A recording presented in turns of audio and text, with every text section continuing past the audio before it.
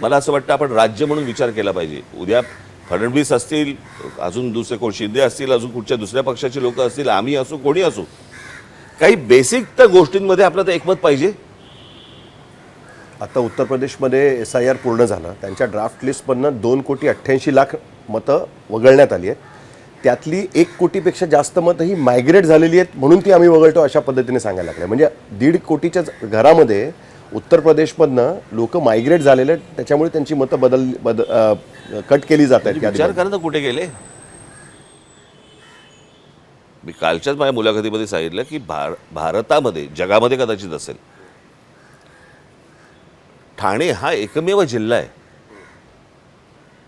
बरोबर आहे. साधारणपणे आपण पकडलं तर त्याची सुरुवात कुठून होते? ग्रामपंचायत, नगरपंचायत, जिल्हा परिषद, काय नगरपालिका, अजून काय बाकीच्या गोष्टी असतील, मग महानगरपालिका. या सगळ्या गोष्टींची स्थित्यंतर म्हणजे बदल जो आहे, हा बदल लोकसंख्येनुसार होतो. महानगरपालिकेचा स्टेटस जर समजा तुम्हाला द्यायचा असेल तर तो एक लोकसंख्येचा एका threshold cross लोकसंख्येचा तुम्हाला क्रॉस करायला लागते, तेव्हा महानगरपालिका येते. एका जिल्ह्यात, म्हणजे मी आता ठाणे आणि पालघर वेगळं करत नाहीये, ते आत्ता झालं, पण ठाणे जिल्ह्यामध्ये 9 महानगरपालिका,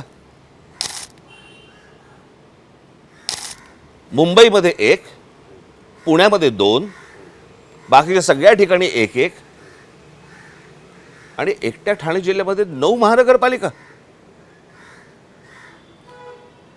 ठाणे जिल्ह्यातल्या लोकांनी लोकसंख्या वाढवली.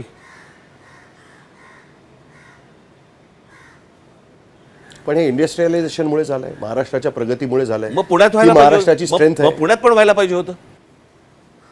सर्वात जास्ती जर इंडस्ट्री आपण बघितली तर ही पुणे जिल्ह्यामध्ये गेली, रायगड जिल्ह्यामध्ये गेली. तिथे का नाही महानगरपालिका वाढल्या? कुठेतरी एक डेलिबरेट अटेम्प्ट होतोय, ह्याचं जरा आपण कुठेतरी भान ठेवणार आहोत की नाही ठेवणार आहोत?